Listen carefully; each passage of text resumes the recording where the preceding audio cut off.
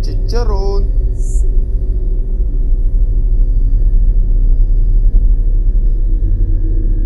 Balot.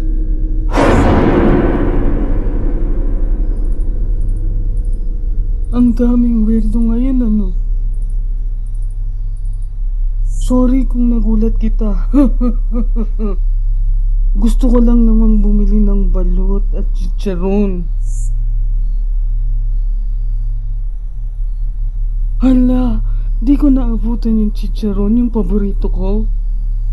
Sige, bili na lang ako ng 2 balot siguro. Ang malas ko naman ngayon.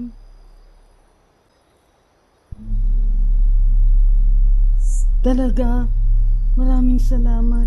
May natira pa akong pera pambili ng tubig. Uy, bata. Oo nga pala, kung ako sa'yo, aalis na ako dito sa lalong madaling panahon.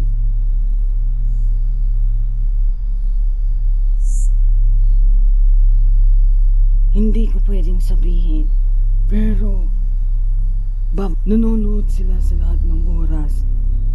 Kailangan mo nang umalis dito at huwag nang bumalik kung gusto mo pang mabuhay at ang pamilya mo.